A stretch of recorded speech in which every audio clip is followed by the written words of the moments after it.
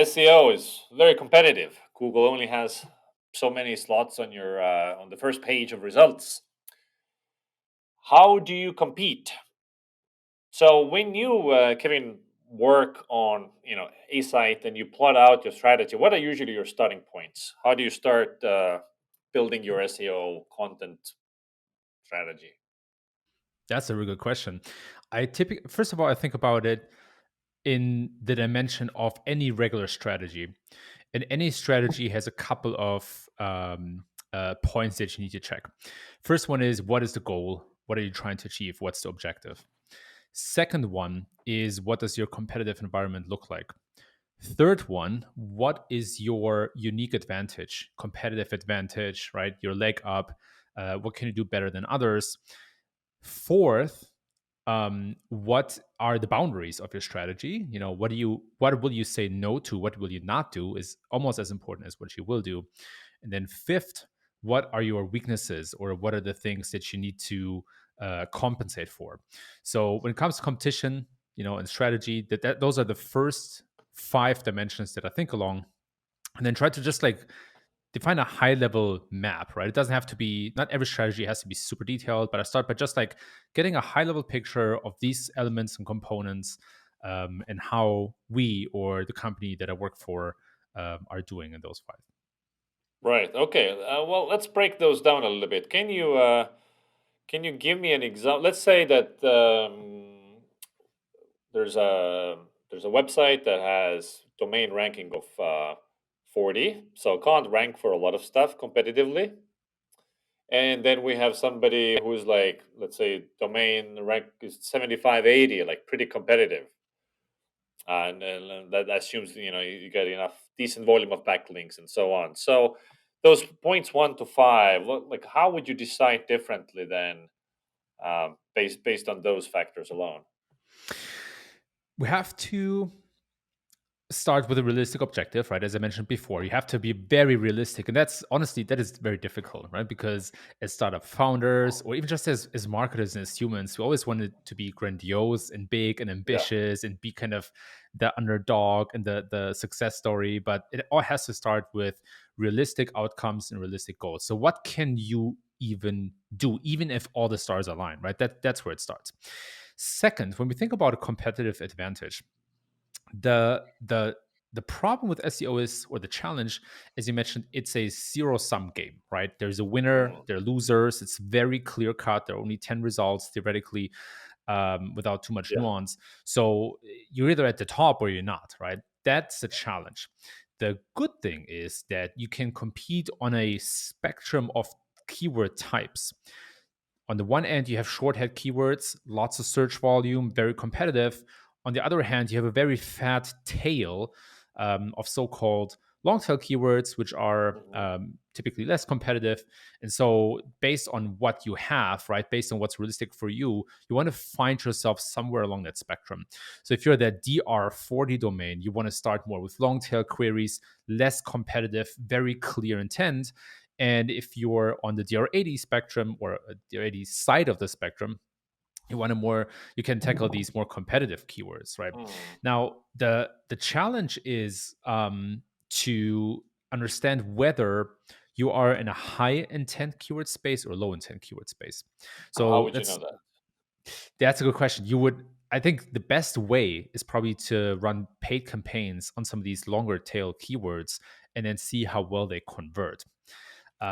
Another way to do that is through conversations with your target audience, qualitative user research, and really try to get an understanding of whether your target audience does use Google search on a regular basis, and then what types of keywords they look for. So there are different ways to figure that out, right? The worst place to be is in a low search volume, low intent space, right? Where you have few Mhm. people looking for the topics you care about, and when they look, they don't even have a strong intent to convert or to go with your solution.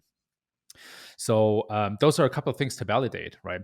And then when it comes to strengths and weaknesses as a next step, you want to see what type of content can I create that maybe somebody else cannot create, and that goes back to the business model, right? So if you are a say a SaaS company, and you have to create all the content yourself. Obviously, a very different game than when you are some sort of an aggregator and your content Mhm. is user generated, or you scrape your content, right? Or there's another way to come up with the content. So these are all parameters that decide how quick you can go, how long it can go from, say, basically a weak position to a strong position, and what kind of leverages you can basically, or levers you can basically pull. Yeah, so if you go for that, oh, I'll write a really in-depth article. That's very expensive to produce, especially let's say if you're like a DR40 site, you can't rank for a lot, so it's like low volume keywords, and then it costs you, let's say, $2,000 to produce one piece. That's like actually it's all stacked against you. Like the big guys have so much advantage. Yeah, so I know there's like Brian Dean's new site, Exploding Topics. They produce a lot of content that uses the data that they already have in the tool, and not so many words. Like it doesn't take that many hours to produce one blog post. Yeah, I think that's also a kind of spectrum, right? The more data you have that you can quickly turn into good content, the better the position you're in is, you know. And on the other side, if you don't have a lot of content at all, sorry, a lot of data at all, you need to either get it from somewhere else on the internet, right? Like to collect some statistics or something, or you need to find a different type of content, right? But the worst is kind of being in the middle, where you have a little bit of data, but it's kind of hard to turn into good content, Hmm. and then you kind of fall into this gray range, which is really a losing battle, where you just try to like summarize what's out there on the internet, and it takes a lot of time. It's very cost intensive, but anybody else can do that as well. So the more Exactly. replicable it is, the weaker of the position you're in. And you mentioned this recently on my podcast, where you talked about um, how how the barrier to entry is lower and lower, right? But at the same time, the bar raises higher and higher. We see that in the Yes. content game for sure, where anybody can create content, right? Whether it's not even just Totally. textual content, it's also video, it's also audio, and that means there's this big kind of delusion of quality, and it moves more towards a power curve, where you either have absolutely outstanding, amazing content, or you're basically not very visible. Yeah, so it's kind of like either you go all in or you don't write any content at all because producing mediocre content, it won't do anything, right? So it's like you can actually save money by not doing it. Yeah, it's just a time suck, right? And I have to say, I think this differentiation between distraction and impact is something that is such a strong philosophy at Shopify, and everybody knows that you don't shouldn't go after distractions. But that's something that I personally learned a lot at Shopify, or got reminded of a lot. Is that, hey, is this a distraction, or does this drive impact? Yes or no. There's no in between. And then you very quickly come to a realization, which goes back to the first step, right? Like, what's realistic? What is the hard truths? What does reality actually look like? You come to this Yeah. realization that you can waste a lot of time with mediocre content. Y- Yeah. It's like on purpose, it's like we're doing the right thing. We're also creating content because like everybody knows you should be creating content. On social media, it's different, right? Because like even mediocre content can do something, but not so much in search. Yeah, and social media, as the name implies, it matters much more who the message is coming from, right? So Yeah. when, for example, somebody with 1 million followers puts a statement on Twitter versus somebody with 10 followers, major difference, even though it's the same statement. That's very different in the content marketing game. Brand plays a role, and trustworthiness plays a role, but the substance of the content matters so much more than on social media, because it's a people's game, right? On content marketing, it's much more of a utility game. The story and Hmm. everything around that matters without a doubt, right? Like, you want to tell, so like, quote unquote, data stories. But if you have excellent data, the story almost writes itself, right? Like, you don't have to do that much. On the other hand, if you have poor quality data, noisy data, untrustworthy data, and you try to prop it up with a good story, it doesn't work as well, right? So it's Hmm. almost the reverse on social media. So you've written about content commoditization, where like because most content how it's created is like I have a writer who's doing Google research and then is weaving together a story basically, right? And most everybody's doing it, and so we have this commodity content, and your next freelancer can just write the exact same piece. So what are some of the content modes? How can you make your content defensible? We mentioned original data that you might have your own data. What else? Yes, original data. There's also ways to make it more trustworthy by or depending on if you have, for example, interviewed certain people. Right, it works in a certain specific niche. But if you write about venture capital and you talk, you have an interview with Mark Andreessen or people of his caliber, that obviously has a different quality and is much harder to replicate than somebody who just aggregates what's already out there. So original data, maybe you can even like abstract it a little bit higher to access to hard to get information, right? Which interviews would be as well, especially with people that you can't easily get on the phone. But then there's also a unique way to visualize things sometimes. So when it comes to graphics, I think that's on the lower end, but on the higher end, any videos or widgets or interactive graphics, that's typically very difficult to replicate. But And does then that help search? Meaning, like, does does Google care that, or is it more like it's because it's more useful, more people will link to it, and then it will rank better? What's the logic there? it's more of a distribution driver. So I would, I think that when you have unique graphics or widgets or something, people are more likely to share it. Other Uh huh. publishers or blogs are more likely to quote it. You're more likely to get backlinks, which then can have a positive impact on your ranking. So it's not a direct ranking signal, I would say. It's much more Right. a secondary driver of growth. Got it. I've heard your market reason example, but also let's say that you are an opinion leader. You have a point of view that you can turn into a post, and that's kind of unique because it's your point of view. But writing opinion pieces, Seth Godin can write an opinion piece and get a million shares.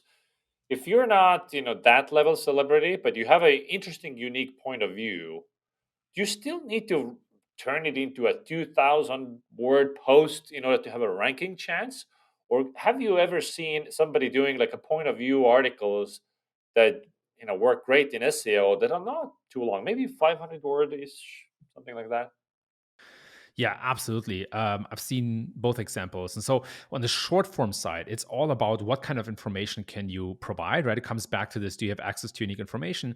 And so I've seen, for example, I'm not going to call out the name, but I've seen one site that had very short form content, but the information was absolutely unique. It was basically an interview with anonymous people who revealed the salary that they actually make with certain professions, and that didn't have to be long. But it was like, oh man, I cannot believe profession X makes so much money, and so it had almost more like a how would you call it, like a social driver, right? Like it was very very very shareable and evoked a strong emotion, but it also performed well for terms like profession X salary on Yeah, Google, yeah, yeah. right? So there are Like ways to. PayScale and those sites all rank for that. Yes, Yeah. exactly, exactly. But there are ways to make it very trustworthy, to make it very interesting. And so these are angles for short form. So I wouldn't say that short form doesn't work at all. I would say on average, long form tends to run better. But it all comes back to what can you really provide. And when you talk about unique angle, or maybe people who are not Seth Godin's out there, it's so easy to write about something, but it's so much harder to do something. And when somebody builds a company, for example, and builds that company in public and blogs about that or writes about that, comes with a different type of quality than somebody who just aggregates what out there, right? So I'd say For if you're a sure. doer, right, if you have hands-on practical experience, that in itself is a value proposition.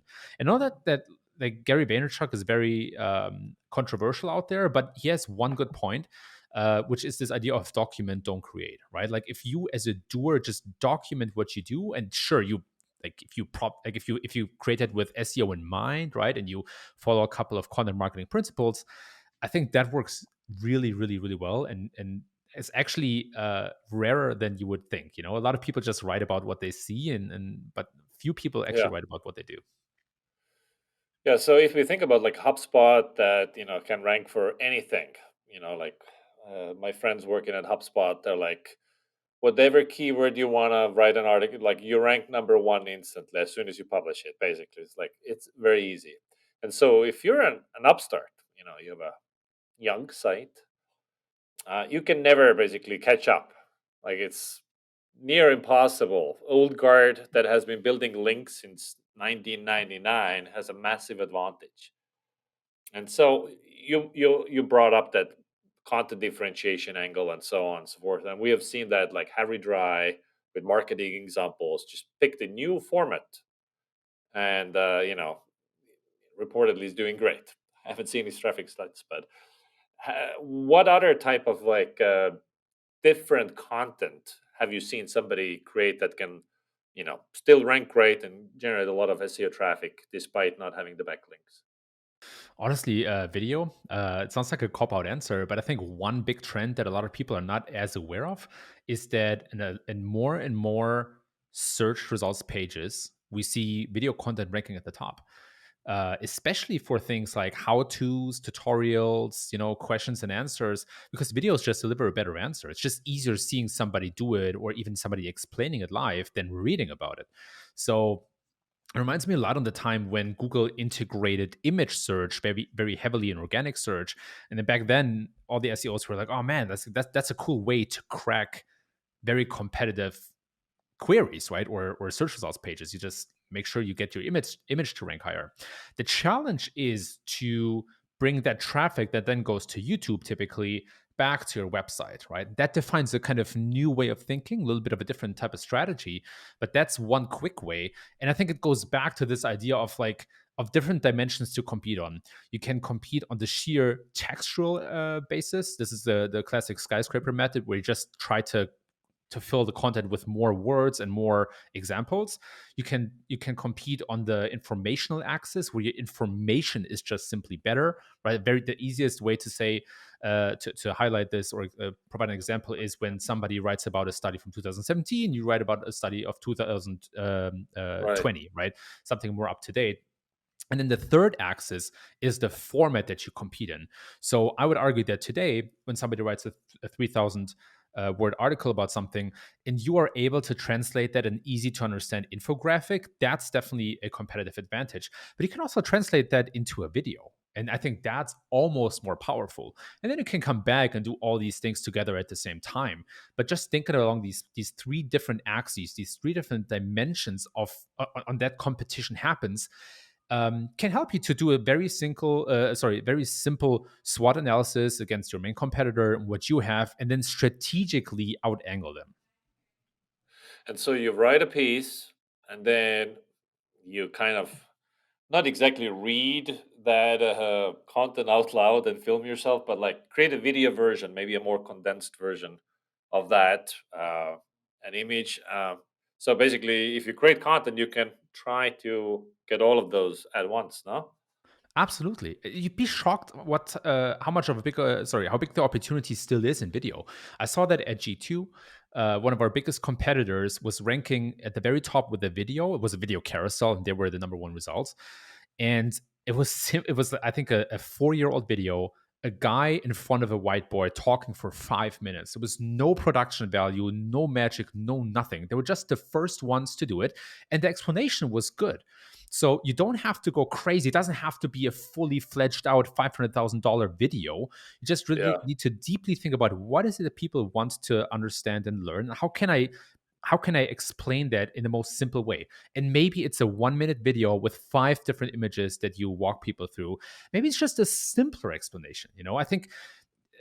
I think there's also a art in simplifying things and explaining difficult to understand concepts in a very simple way. And so these are all things that there's a vast opportunity out there. And it's difficult because SEOs are slowly catching up to that, but nobody else in the organization would typically own that. It goes back to the very like way before content marketing was a thing, right? And then some some companies would produce content, there wasn't this connection between SEO and content back then, and then became kind of content marketing, right? And the same is we find ourselves in the same situation with video, where there are video editorial teams and they're shooting fantastic videos, and then there's SEO, and those are too siloed. And but when you bring them together, Mm. there's a vast opportunity there. So, if you were, a startup, and let's say it's DR40 or whatever, and you don't have a lot of money to hire writers, but you do need, SEO traffic. Maybe not. It doesn't pay the bills now because you also, need to do stuff that feeds your startup now. But as a long-term advantage, you need to start investing in content under the conditions of, a lot of constraints, a lot of resources lacking. So, what would you bank on here? It, as I mentioned earlier, it depends a little bit on the business model, but let's just say a SaaS company, right? I think SaaS Yeah. is relatively common. I think one great example is how Ahrefs did it out there. They started writing articles that target a problem, that target a generic keyword, but they explained how to solve the problem with their product, right? So for example, Ah. here's how, like keyword research, 5 basic steps, and then they use Ahrefs, their own product, to tell you how to solve that problem. And I found that very elegant, because on the one hand, it's kind of in between driving very generic non-brand traffic, but at the same time almost doing like customer development or customer education and customer support at the same time. So I would really think about what are the big problems that my product is solving. How can I abstract these problems to a generic keyword or even just a simple question that people have, and then Mhm. build this out step for step. It's almost like a hybrid between a help center and a blog. I would start there. Yeah, totally.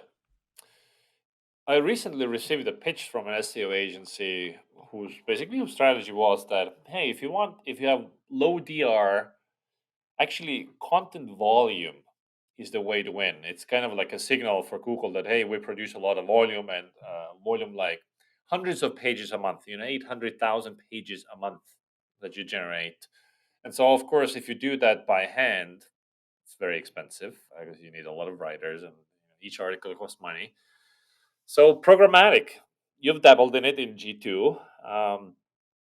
Can you tell me, so if you want to do programmatic SEO and automate building pages, kind of like Zapier is doing, or Payscale, or G2, what's needed for that, or is that also only for really big companies? It depends on your product, right? So G2 is basically, if you want a marketplace of software reviews on the one side, and then intelligence about, or consumer intelligence on the other side. And G2 has a very basic loop of aggregating reviews and then displaying them publicly to search engines so that it drives SEO traffic, right? So it's a very, very specific business model. Generally, with programmatic content, there are two different types, right? Actually there are three types. There's user generated content in the form of, like reviews for G2, for example. Then there is an inventory where you, in the e-commerce model, sell products.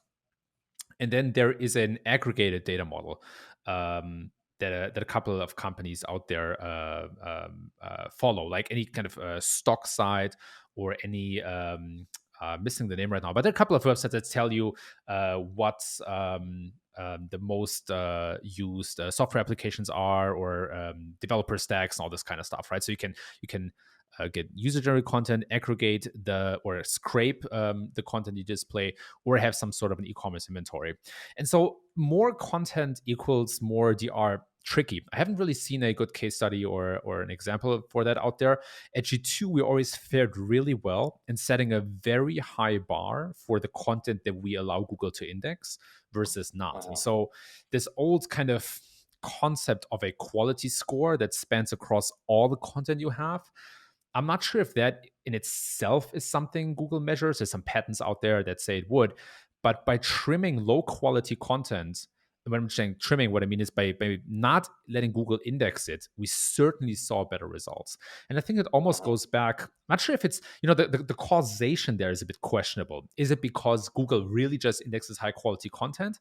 Or is it more that, you hold yourself to a higher standard and try to really only have general pages that is of high quality. So I think before Panda, and that was 2011, 2000, yeah, probably 2011, before Google rolled out the Panda algorithm, there was really this that worked like a charm. The more pages you pump into Google's index, the more traffic you would generate. And to avoid that, Google rolled out the Panda algorithm. There was one big site, I think it was Ehao, who did that ad absurdum. And ever since, again, I think the better the average quality of your index content, the better you fare. And programmatic amplifies this effect. Hmm. So in order to pull off, but like broadly speaking, a smaller company good to programmatic. You don't need $1 billion.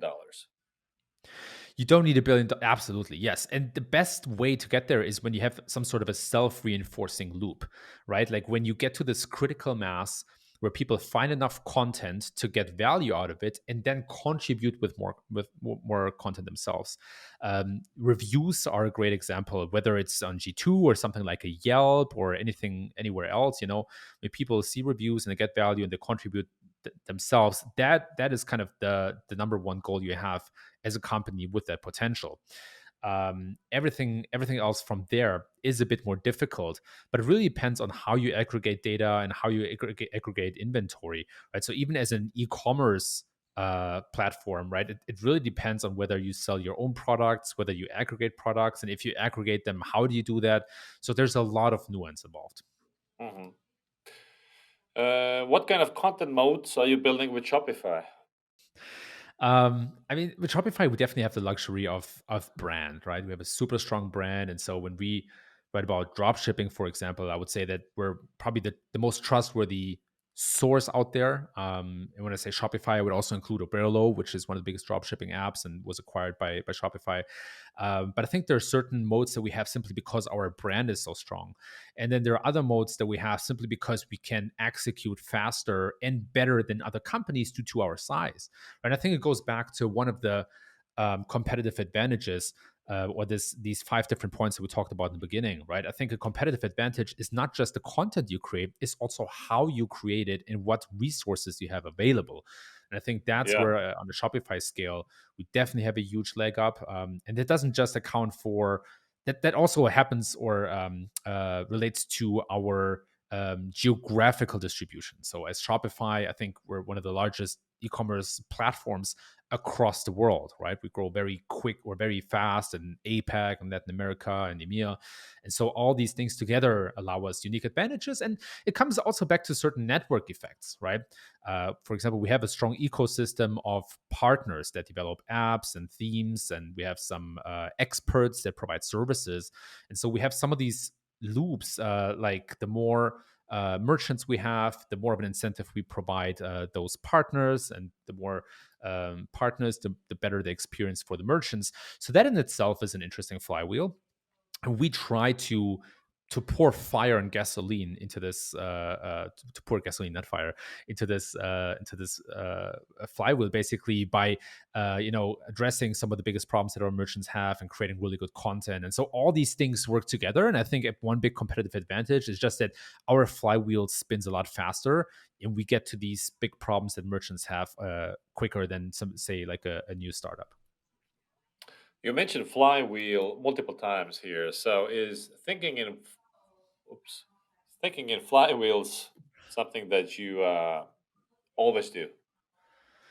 Yeah, it's interesting because I think I tend to be I think you also see it probably reflect in my content. I think a lot in concepts and in mental models, and I always try to bring it back to practical execution and something that's a bit more applicable. But I certainly always think in terms of flywheels or loops, or how can I build systems. I think I would consider myself a systems thinker, and that helped a lot in the past. I think that was something that I learned when I was at Atlassian, and then I think I had it a bit more refined when it came to G2.